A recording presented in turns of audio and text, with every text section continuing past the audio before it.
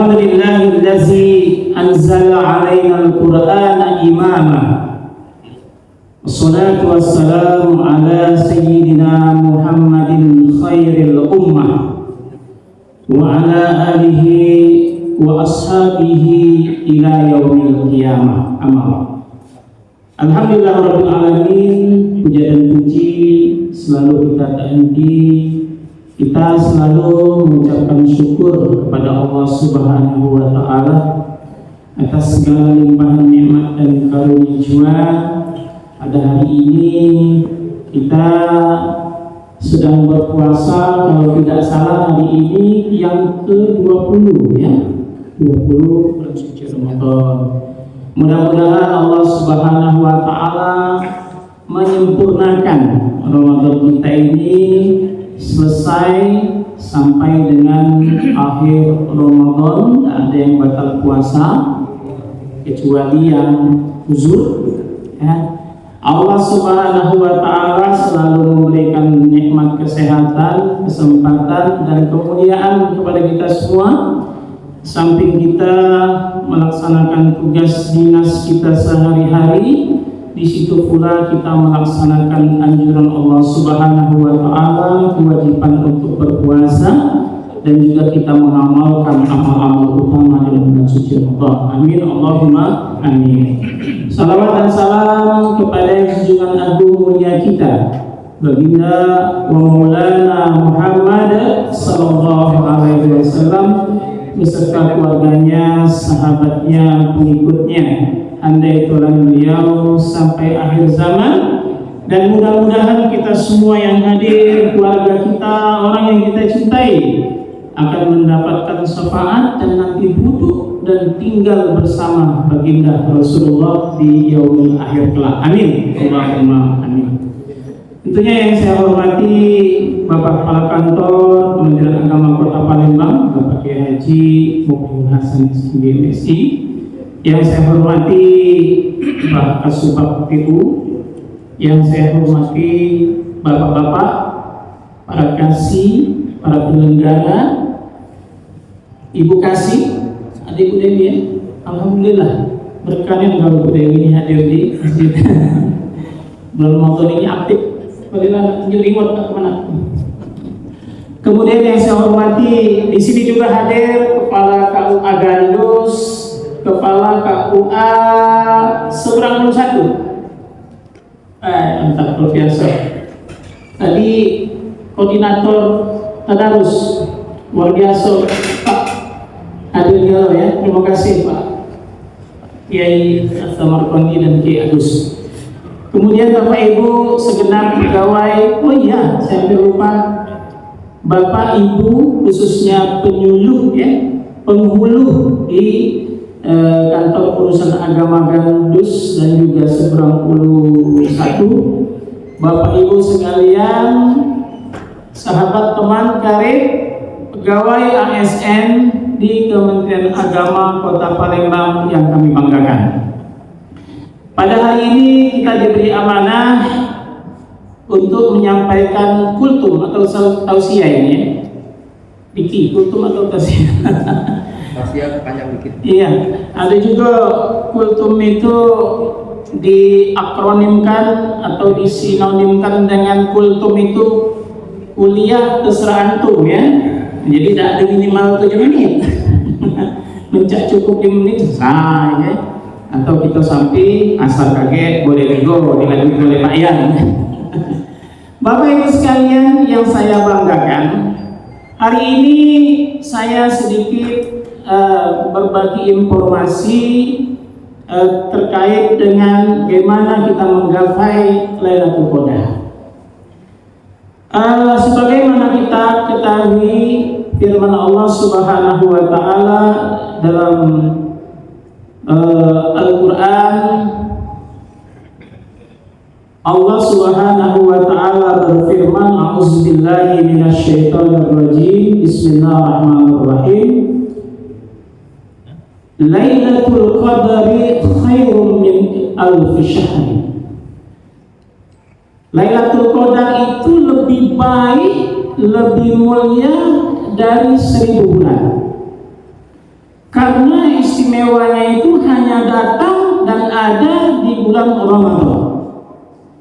Kalau kita kalkulasikan, kita memperoleh kemuliaan satu kali saja dalam hidup kita ini memperoleh Lailatul Qadar, ya, maka sama saja, ya, kita amalnya, pahalanya sebanyak 83 tahun. Mudah-mudahan kita umur kita ini panjang. Minta supaya lebih dari itu, ya. Mudah-mudahan kita semua ini dalam hidup kita ini sekali jadilah dapat Lailatul Qadar, ya. Lailatul Qadar itu, ya, adalah malam kemuliaan, malam Allah menentukan ketetapan manusia, malam yang penuh dengan cahaya dan nur Allah Subhanahu wa Ta'ala. Maka itu kita tidak bisa menebak kapan sih akan turun dan diberikan kepada kita Lailatul Qadar itu, dan ini menjadi rahasia Allah Subhanahu wa Ta'ala. Kenapa? Agar kita kalau rahasia ini menjadi penasaran kita. Oh, bisa baik malam ini, malam besok, atau malam-malam berikutnya. Tapi kalau kita langsung tahu bahwa malam Lailatul Qadar itu pasti dalam hadis misalnya malam 21 kita laksanakan malam ini, tentu kita akan malam-malam berikutnya itu kurang begitu semangat karena kita sudah meraih seolah-olah Lailatul Qadar. Maka itu kapan sih Lailatul Qadar itu? Saya mengutip dari Al-Imam Al-Allamah Al-Imam Ghazali. Beliau dalam kitab Ihya Ulumuddin mengatakan, jadi kita bertanya kapan nih bulan Ramadan ini jatuhnya Lailatul Qadar. Jadi saya mengutip dari apa yang disampaikan oleh Al-Imam Ghazali dalam kitab Ihya Ulumuddin. Beliau berkata, "Iza kana awal yaumin Ramadan yaumul ahad wa arbi'a fa lailatul qadri lailatul tis'in wa ishrina." Seandainya bulan Ramadan itu diawali pertama bulan Ramadan, masuk bulan Ramadan atau 1 Ramadan itu pada hari Sabtu atau hari Rabu, maka malam Lailatul Qadar itu jatuh pada malam 29. Wa iza kana yaumul isnain, kata Imam Ghazali, kalau seandainya Ramadan itu dimulai hari Senin, falailatul qadri lailatul ihda ishri. Kalau hari Senin, maka Lailatul Qadar itu dia akan datang pada malam 21. Ya. Jadi 10 hari terakhir di tanggal-tanggal ganjil. Ketiga, iza kana yaumus sulasa awil jum'ati falailatul qadri lailatul sab'a wa ishrin. Kalau misalnya datang bulan Ramadan itu pada hari Selasa dan hari Jumat, maka malam Lailatul Qadar itu jatuh pada tanggal 27. Lanjut, iza kana yaumul khamisi falailatul qadri lailatul khamsa wa ibshina. Jadi kalau malam jatuhnya hari Kamis, maka Lailatul Qadar itu jatuh pada malam 25. Kemudian yang terakhir, wa iza kana yaumus sabti falailatul qadri lailatul salasa wa ishrina. Kalau misalnya diawali bulan Ramadan itu hari Sabtu, maka ya jatuh Lailatul Qadar itu pada tanggal 23. Kemarin kalau tidak salah kita Kamis. Jadi sesuai dengan makalah Imam Ghazali ini, insya Allah, ya ini namanya rahasia Allah Subhanahu Wa Taala.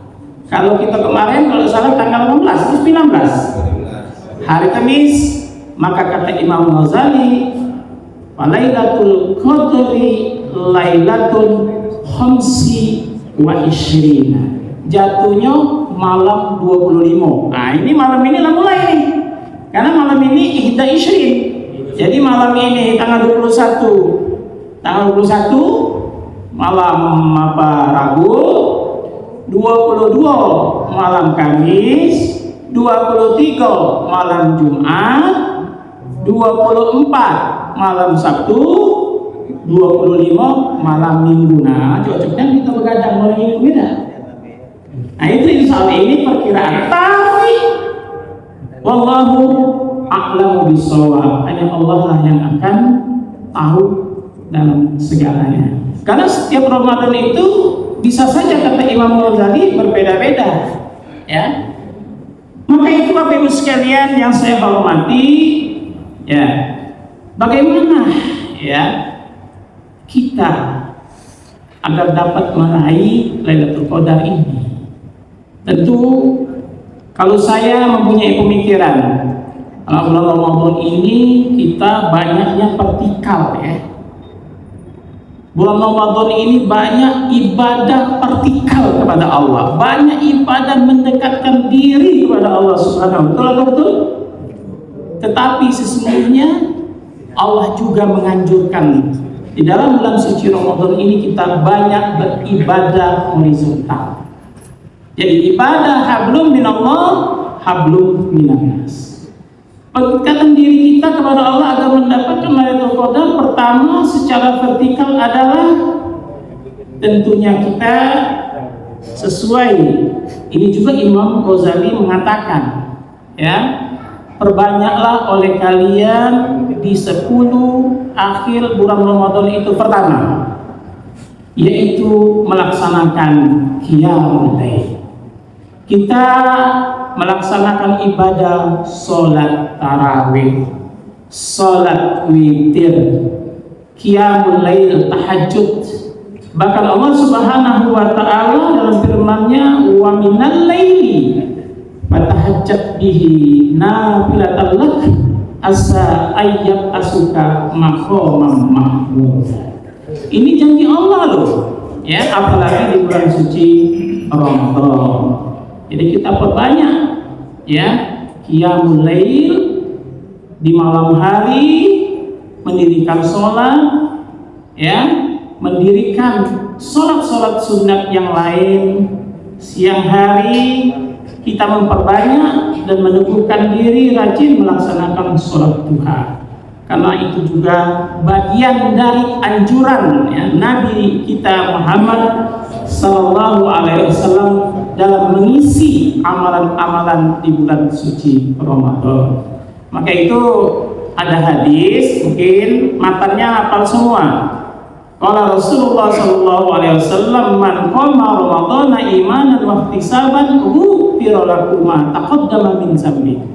Barang siapa yang mendirikan ya puasa Ramadan, ya, itu maksudnya adalah kita melaksanakan qiyamul lail di malam hari, amalan di malam hari, ya, zikir dan sebagainya, istighfar dan sebagainya. Ada matan hadis yang lain yang berfirman, shoma Ramadhana imanan dan seterusnya, ghufira lahu ma taqaddama min dzambihi wa ma ta'akhkhar. Barang siapa yang berpuasa di bulan suci Ramadan, Allah akan ampuni dosanya, dosa-dosa yang lalu. Ini artinya anjuran Rasulullah SAW agar kita melaksanakan amalan-amalan pada siang hari, yaitu amalan seperti yang sholat, laksanakan kita sholat duha, termasuk juga ibadah vertikal dan horizontal. Berikut, perbanyak kata Imam Ghazali.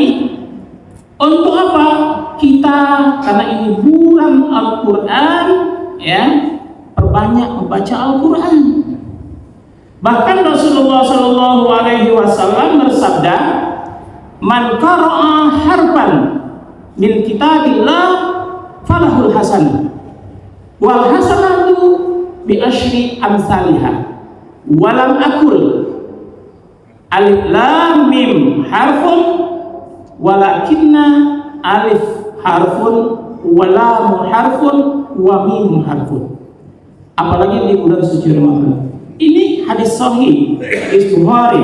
Rasulullah SAW mengatakan, barang siapa membaca Al-Quran, maka baginya 10 kebaikan. Dan setiap kebaikan itu Allah balas dengan 10 kebaikan. Walam akul harfan alif lam mim. Kata Rasulullah, bukan aku mengatakan misalnya alif lam mim itu pahalanya 1, tetapi alif pahalanya 1, lam pahalanya 1, kemudian mim juga pahalanya 1. Apalagi di bulan suci Ramadan ini Allah akan mudha'afah, Allah ganjarkan semua pahala-pahala yang diridhai Allah Subhanahu wa taala. Maka kita di Kemenak ini, terima kasih ya Pak Kantong. Kita buat program Kemenak mengaji, ya. Kita buat program tadarus. Ini produk tadarus juga nih Pak Kemenak hadir semua. Jadi kawan-kawan ada juga yang menyampaikan kepada kita, Pak Kemenak izin, Mak Mano kalau misalnya program mengaji itu tetap nanti berlanjut dan itu pahalanya luar biasa Pak Kemenak ya. Jadi itu termasuk legasi dari Pak Kemenak kita. Saya kadang-kadang terenyuh melihat kawan-kawan ini ya, ngaji pagi-pagi, semangat Pak. Kalau di ruangan kami itu dan setengah hari ngaji itu, yang datang, yang belajar mengaji, saya langsung mengawasi, ikut langsung perkembangan progresnya dari awal, dari belajar huruf shin. Mana ini Pak belajar huruf shin ini? Ujiku gampang, kalau ibu galak masak kan pakai sasa, sha. Beda sin dengan sha dan sebagainya, sha dan lain sebagainya. Ini sangat luar biasa pahala dan legasinya bagi kebijakan Kementerian Agama Kota Palembang. Ibu-ibu, bapak-bapak sekalian, tentu program ngaji ini sangat penting walaupun bukan tusi di Kementerian Agama. Tetapi saya yakin kalau kita tidak baca ngaji, kita berdosa. Berdosa tak? Dan bagaimana kalau kita tidak bisa ngaji, kita mau membaca Al-Quran, tentu kita bacaan kita salah. Dan mungkinlah kita ini setiap hari baca ngaji ini melihat tulisan bahasa Indonesia, melihat tulisan Latin ya, itu kan pasti cara menyebutkannya itu berbeda. Ini ada cerita yang belajar ngaji, ya. Misalnya dalam Al-Quran Allah berfirman, allazina yu'minuna bil ghaibi. Karena dia hanya belajar ngaji, biasa melihat huruf Latin. Ya, kalau bahasa Arab kan allazina itu kalau dalam bahasa Arab isim isyarat lil jama' namanya. Alif, lam, zal, ya, mati nun. Tapi kalau dibaca dalam bahasa Latin itu alif, ya dah, dipisahnya itu a, l, a, dal, ya, nah. Jadi ketika dibaca, kalau kita baca ngaji macanya allazina amanu, kalau dia bacanya pasti alazina. Itu karena contoh kalau kita tidak bisa mengaji. Jadi penyebutannya jadi salah, begitu seperti itu.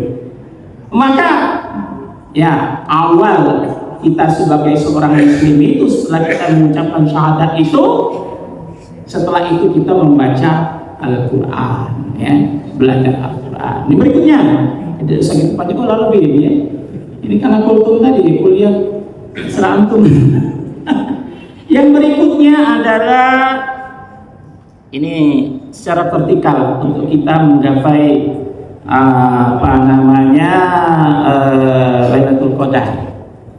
Yang berikutnya kita harus banyak berzikir, beristighfar. Setelah kita sholat, kita istighfar. Astaghfirullahaladzim, allazi la ilaha illa huwal hayyul qayyum wa atubu ilaih. Banyak kita beristighfar, banyak kita berzikir selama bulan suci Ramadan dan juga di bulan-bulan yang lain, terutama di bulan suci Ramadan. Karena Rasulullah Shallallahu Alaihi Wasallam dalam hadis yang diriwayatkan oleh An Salman Al Farisi qala Rasulullah khatafna fi akhiri syahri Sya'ban. Jadi Salman Al Farisi suatu saat yang menghadiri sholat Jumat bersama Rasulullah di sebuah masjid di akhir bulan Sya'ban. Rasulullah bersabda, apa kata Rasulullah Sallallahu Alaihi Wasallam? Fa'aksiru fihi bi arba'i khisalin haslatani tarduna bihima rabbakum wa khaslatani la yana'a bikum anha. Fa amal lati tarduna bikum rabbikum fatashahadu an la ilaha illallah wa tastaghfiruna wallati la yana'a bikum anhuma fatas'alunallahal jannata wa ta'uzu bihi minan nar. Nah, ini hadis sahih juga ini, ya. Maka itu dalam hadis ini Rasulullah bersabda, ada 4 perkara yang harus kalian dawamkan dalam bulan suci Ramadan. 2 hal kata Rasulullah yang Allah ridho kepadamu, 2 hal yang kamu sangat mengharapkannya. Apa 2 hal yang Allah ridho kepadamu? Yaitu kita mengucapkan kalimat la ilaha illallah wa tastaghfirunahu, dan kita selalu beristighfar.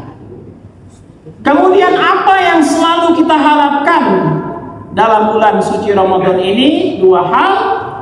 Yang pertama adalah kita memohon mendapatkan surganya Allah Subhanahu wa taala, dan juga kita berlindung dari api neraka.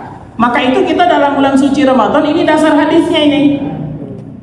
Kalau setelah imam kita berzikir seperti astagfirullahalazim, lanjut ya, kita membaca asyhadu alla ilaha illallah astaghfirullah as'alukal jannah wa a'udzubika minan nar. Nah, ini hadis dasarnya. Ini Rasulullah menganjurkan itu. Kita mengucapkan tiada Tuhan kepada selain Allah, asyhadu alla ilaha illallah astaghfirullah, dan kami mohon ampunan kepada Allah, wa a'udzubika minan nar, dan juga kita berlindung kepada api neraka.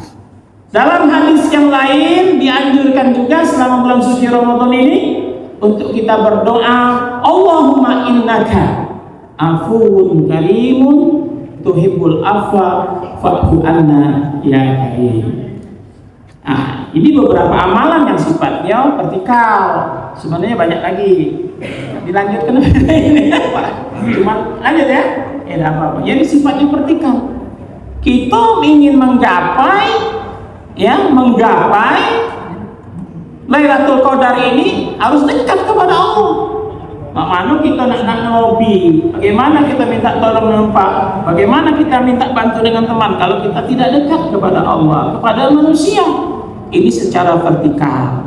Karena sebetulnya hakikat kita puasa ini, walaupun ya Allah dalam hadis qudsinya mengatakan kulli ala amali zibni adam lahu illa shaum wa ana ajzibi, ya.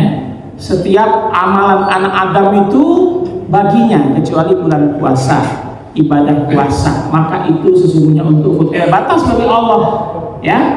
Tetapi Allah juga menganjurkan kita untuk apa? Di dalam bulan suci Ramadan ini kita untuk beribadah secara horizontal. Artinya hablum minan nas, ya. Insyaallah, ya, dengan amalan-amalan hablum minan nas juga kita akan meraih, mudah-mudahan tahun ini, bulan ini tidak kita harus mencapai harus umur selama sepanjang hidup. Mudah-mudahan setiap bulan kita mendapatkan yang namanya Lailatul Qadar dari Allah Subhanahu wa taala. Pertama, dalam surah Al-Imran, ada Pak Imran di sini, ya. Mudah-mudahan Pak Imran hafal. Kalau hafal kita nyepik, ya, Pak. Kata Allah Subhanahu wa taala berfirman, a'udzubillahi minasyaitonir rajim, bismillahirrahmanirrahim, wasari'u ila maghfiratin min rabbikum wa jannatin 'arduhas samawati wal ard uiddat lil muttaqin. Jadi bersegeralah, berkompetisilah, berlomba-lombalah menggapai ampunan Allah min rabbikum wa jannatin ardas samawati wal ard, dan Allah akan sediakan surga seluas langit dan bumi. Pernah tak kita nengok surga? Belum, ya? Asadi belum, ya? Setar, baru kuncinya, Pak, ya? Iya. Kalau nak gampang, kalau kita nak nengok surga cepat, kita balik ke rumah, tanya dengan ibu, mana surga, Bu? Nah, cuman jangan sampai ke bawah, kakek kata ibunya, ini surga bapakmu. Nah, itu. Jadi, yang luasnya surga Allah ini tiada terkira antara langit dan bumi. Kalau kita bicara tentang surga, dalam riwayat, surga Allah itu sediakan 100 tingkat. 100 tingkat. Dan setiap tingkatnya itu luasnya, jaraknya antara bumi dengan langit. Masya Allah, ya. Kemudian, nah kita tidak tahu lah, mudah-mudahan kita ini masuk surga yang mana, ya Pak, ya. Mudah-mudahan sesuai dengan Al-Quran surah Al-Fatir itu, bahwa surga yang terbaik itu adalah surga Al-Firdaus, ya. Nanti namanya sini Al-Firdaus, ya. Nah, mudah-mudahan kalau yang galak main bulu tangkis biasanya surga Firdaus, ya. Kalau yang galak main kart, insya Allah surganya yang namanya sudah Jannatul Naim, beda, ya. Insyaallah kita semua masuk surganya Allah Subhanahu wa taala, ditemani oleh para bidadari. Setiap bulan kakek dapat dalam riwayat satu orang itu 100 bidadari. Ada juga pertanyaan ibu-ibu yang nakal, Pak, kalau kamu dapat 1 bidadari, kamu ini gimana kamu istri itu? Kan ada yang bertanya itu, logik, ya, ya, ada logikanya. Dalam riwayat bahwa kita nih di surga kakek, ya, nilam, ya, bercahaya, kan? Nilam itu artinya bercahaya. Nilam kakek nak masuk surga dengan siapa? Tentu pasti dengan suami, ya, seperti itu. Allah akan kumpulkan di surga itu bagi orang yang sama-sama beriman dan bertakwa kepada Allah Subhanahu wa taala. Ya. Nah, kalau misalnya suami atau istrinya durhaka, mungkin dia pacak ganti dengan salah satu bidadari. Ada juga pertanyaan yang nakal, Pak. Kalau istrinya 1, 2, 3, nah, 3 tidak juga. Jadi ada 2 pendapat, Pak. Pertama adalah istri yang paling bertakwa kepada Allah. Yang kedua adalah istri yang terakhir, Pak. Makanya istri muda, ngapa nyimpangnya ke situ? Padahal ini sebenarnya kita untuk merengkuh bagaimana kita meraih, ya, Lailatul Qadar ini secara horizontal. Jadi pertama Allah berfirman dalam surah Al-Imran ayat 134, allazina yunfikuna fis-sarra'i wad-dharra. Yang pertama adalah orang yang menginfakkan hartanya dalam keadaan susah dalam keadaan senang maupun susah. Nah, tidak usah gitu banyak cerita lah ini sebenarnya. Cuman kalau kita ngambil hikayat yang luar biasa, contoh orang yang berinfak, itu sesuai dengan riwayat yang diriwayatkan oleh Umar bin Khattab. Suatu saat Nabi kita Muhammad SAW ketika di perang Tabuk, dia mengumpulkan para sahabatnya. Wah sahabatku, kita sedang kekurangan logistik untuk melanjutkan perjuangan Islam. Saya menganjurkan, siapa di antara kalian yang mau berinfak di jalan Allah Subhanahu wa taala. Ini hadis, ya. Maka buru-buru Umar ibn Khattab pulang ke rumah. Tidak lama balik lagi menemui Rasulullah. Ya Rasulullah, menunjuk tangan. Karena kan Umar ibn Khattab itu orangnya kan gagah. Konon kabarnya syaitan baik kalau berpapasan dengan Umar itu berlari terbirit-birit. Maka itu kadang-kadang para ulama menganjurkan di pintu-pintu kalau rumahnya nggak angker ya, itu tulis nama Umar ibn Khattab. Manjur itu kiai. Itu di pondok pesantren kami bukannya di IC itu alhamdulillah saya tulis itu. Seperti itu. Terbirit-birit tuh ketika nengok tulisannya berlari ya boleh uangnya. Umar ibn Khattab datang menemui Rasulullah.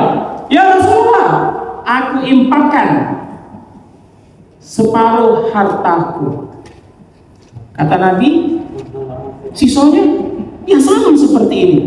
Masya Allah Umar, mudah-mudahan kau termasuk orang yang dirindukan oleh surga. Tidak lama dari situ, Abu Bakar As-Siddiq datang ke depan Rasulullah SAW.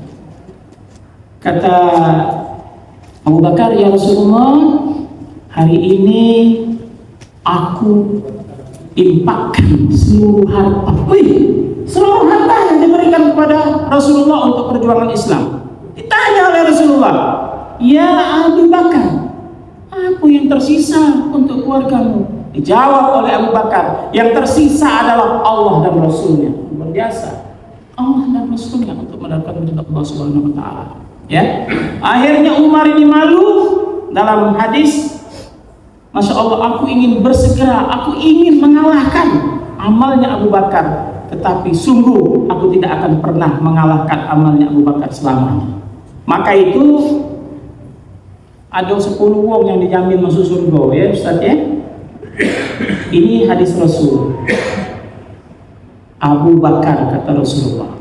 Yang kedua Umar ibn Khattab. Mudah-mudahan ada yang di sini namanya kita sebut ya. Yang ketiga Utsman bin Affan. Yang keempat Ali bin Abi Thalib.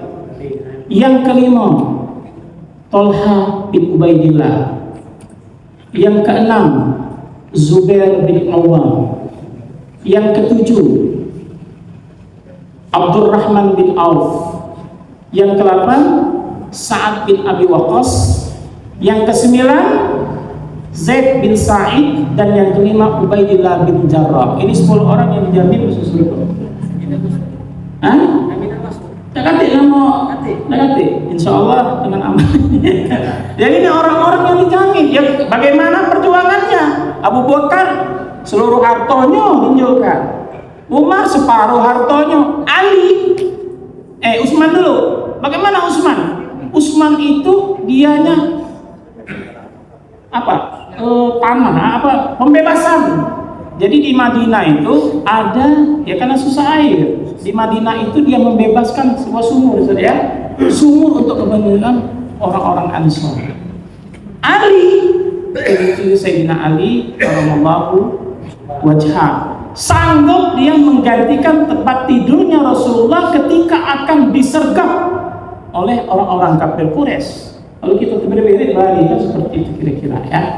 Nah ini beberapa amalan, banyak cerita-cerita lain luar biasa. Kemudian berikutnya adalah allazina yunfikuna fis sarra'i wad dharra. Kita ini kalau nak berinfak kadang-kadang nengok warna ya, nengok jumlah dan lain sebagainya ya.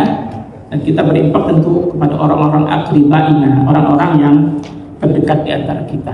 Berikutnya kita lanjutkan saja adalah wal qazimina bil ghaiz. Wal qazimina al ghaiz yaitu orang-orang yang mampu menahan amarah ya. apalagi di bulan suci Ramadan seperti ini. Bahkan dalam hadis dikatakan laisa sur'ati laisa syadisu